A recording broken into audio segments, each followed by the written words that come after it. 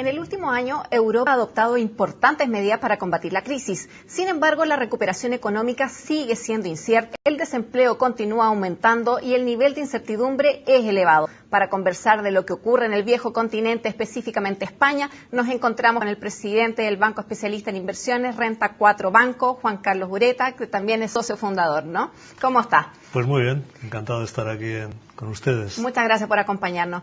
Cuénteme, don Juan Carlos, ¿cómo es vivir en un país en crisis? Nosotros nos olvidamos esto de tener un desempleo casi en 27%, donde el desempleo juvenil también supera el 55%. ¿Cómo es vivir en crisis? Bueno, pues hay que vivir intentando salir de la crisis, ¿no? Poniendo trabajo, con ilusión, mirando hacia adelante, que es lo que hace falta, y como digo, haciendo las cosas necesarias para salir de la crisis. España es verdad que tiene 6 millones de desempleados, pero tiene 18 millones de personas que trabajan. España hoy tiene un PIB importante, pese a que esté bajando estos años, y España es una economía importante, y lo que tenemos que hacer es corregir esos desequilibrios que se han generado en la época, arreglarlos y trabajar para arreglarlos, ¿no? Yo creo que al final las crisis vienen, las crisis hay que luchar contra ellas, hay que poner todo el esfuerzo, todo el trabajo que sea necesario y al final las crisis también, igual que vienen, pasan, ¿no? Por tanto, hay que vivirlas con el sentido más positivo que uno pueda, no haciéndose ilusiones, pero sí trabajando para superarlas, ¿no? Y no pasa nada, ¿no? Al final esto siempre ha sido así, la historia y como digo, las crisis pasan también, ¿no? El Fondo Monetario Internacional hoy día dio a conocer sus nuevas proyecciones. Mantuvo una contracción de 1,6% para este año en España y dijo que el próximo año podría haber un 0%. De su palabra desprendo que hay optimismo de que la crisis va a pasar. ¿También lo vamos a ver en las cifras? Vamos a ver, yo diría que de mis palabras se desprende que hay positivismo en el sentido que hay que ser positivo, pero hay que ser realista. El Fondo Monetario Internacional lo que ha dicho hoy es que rebaja el crecimiento para toda la economía global, lo rebaja un 3,1%, de un 3,3, 3,4, y en ese contexto también rebaja el crecimiento de España. Yo no quiero ni mucho menos quitar importancia a la crisis que hoy vive Europa, que vive en cierto modo el mundo, y que vive España. Creo que hay que ser realista y, como he dicho antes, no hay que hacerse nunca falsas ilusiones, ¿no? España tiene un problema de crecimiento serio, es un problema que puede solucionar. España, como he dicho, es una gran economía, tiene cosas muy positivas y otras no tan positivas. España es verdad que a corto plazo no va a tener crecimiento y si lo tiene será crecimiento débil. ¿Qué más da al final crecer 0 o crecer el 1%? Realmente lo que hace falta es volver a crecer el 3, el 4%, ¿no? Yo creo que lo que ha dicho el Fondo Monetario hoy es una pequeña modificación de lo que ya había dicho y no cambia nada, no cambia el hecho de que España tiene todavía que seguir haciendo reformas importantes, ajustes importantes en la deuda, sobre todo en la deuda pública, y es evidente que tenemos una tarea por medio que hay que abordarla con ilusión, como he dicho antes, pero trabajando duro, y eso es algo que hoy nos ha recordado el Fondo Monetario y que tenemos que tener muy presente en España para salir de la crisis. No se va a salir por arte de magia, se va a salir trabajando y haciendo las cosas bien. Ahora, a su juicio, en lo que es netamente cifra económica, ¿cuándo veríamos este punto de inflexión? Vamos a ver, yo creo que hoy en día podemos afirmar con cierta seguridad que la economía española va a tocar suelo. Es decir, que la economía española en algún momento de los próximos 12 meses va ya a empezar a tocar suelo y quizá a crecer un poquito. Pero eso es muy diferente a crecer como se debe crecer, como hay que crecer. Y en ese sentido yo creo que todavía para crecer bien, para crecer un 3, un 4, un 5, queda tiempo. Queda quizá 2, 3, 4 años, no me atrevo a dar honestamente creo que nadie lo sabemos. Yo creo que todavía el 2014, el 2015, si son años de crecimiento, van a ser años de muy bajo crecimiento, ¿no? Y creo que hay que ser consciente de ello. Para mí lo importante no es cuándo llegue el crecimiento, lo importante es que llegue bien, sobre bases sólidas.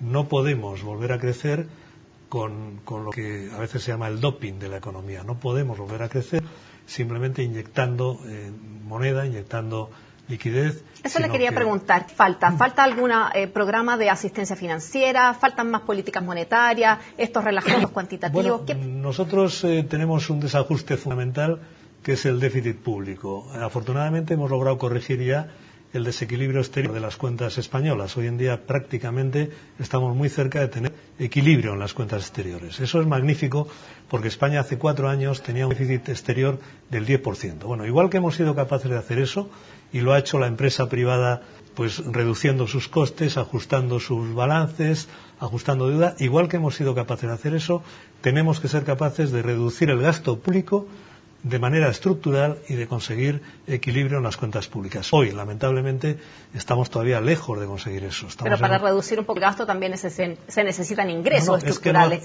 Es que no hace falta reducirlo un poco, sino mucho. Y no estoy de acuerdo en que sea por el lado del ingreso. Hay que reducir el coste del aparato público y eso es lo fundamental. Hay que reducirlo. Hay áreas, como puede ser la atención sanitaria, en que es difícil reducir.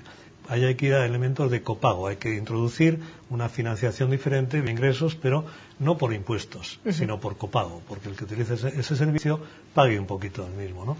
Sin embargo, en lo que es el aparato público administrativo, que hoy en día en España es, a mi juicio, excesivamente caro, y no solo a mi juicio, creo que es un aparato público excesivamente caro, quizá había crecido mucho en otra época, en la época de bonanza, y hoy tenemos que reducirlo. Hay un plan del gobierno para hacerlo, pero hay que ir más allá, hay que hacerlo de manera todavía mayor, ¿no?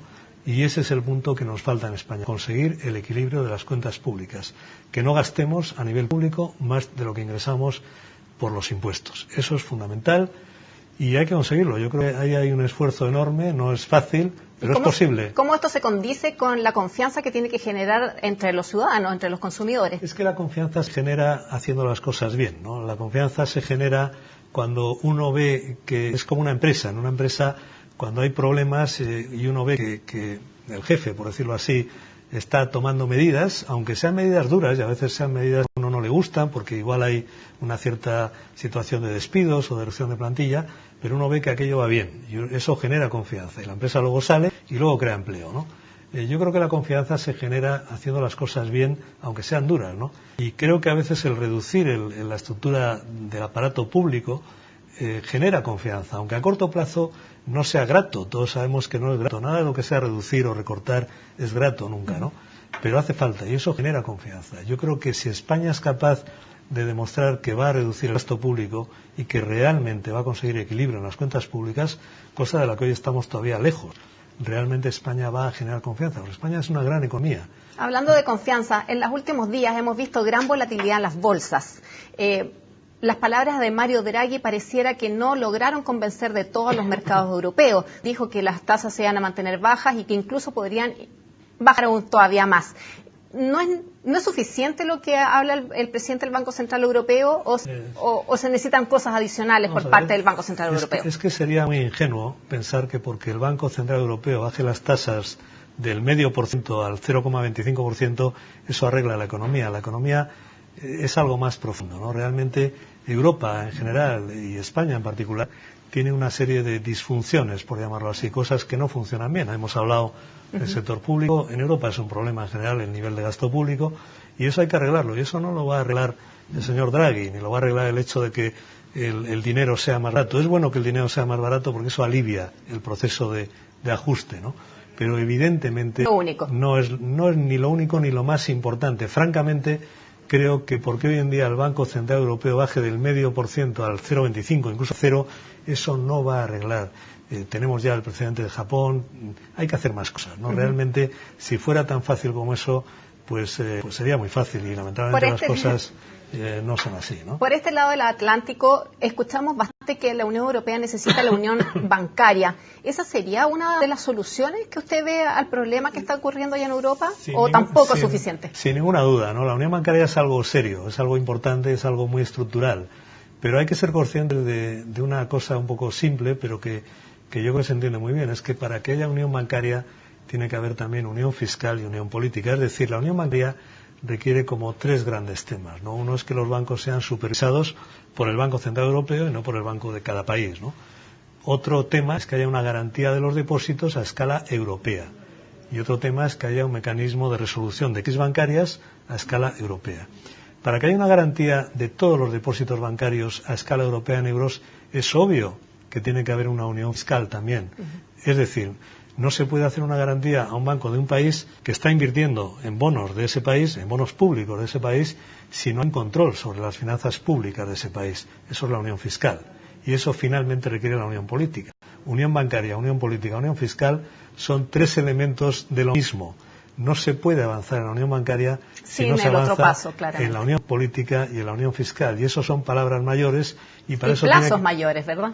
Pues me gustaría que no fueran plazos mayores. Yo creo que cuando se quieren hacer las cosas, se hacen. Lamentablemente, la política europea es endiabladamente compleja y las cosas no van rápido, pero haría falta que fueran más rápido. Para eso hace falta voluntad política. No es fácil, nada de esto es fácil, pero, insisto, la unión bancaria es algo realmente serio, realmente importante. Eso sí es un paso muy importante, pero requiere unión política, unión fiscal, y eso ya pues requiere voluntad, ¿no? Bueno, don Juan Carlos, muchísimas gracias por habernos acompañado. Pues gracias a ustedes, encantado de estar aquí. Bueno, con este análisis y de la visión de la crisis española, despedimos una nueva edición de Agenda Económica. Soy Carolina Ortega y los invito a seguir en CNN Chile.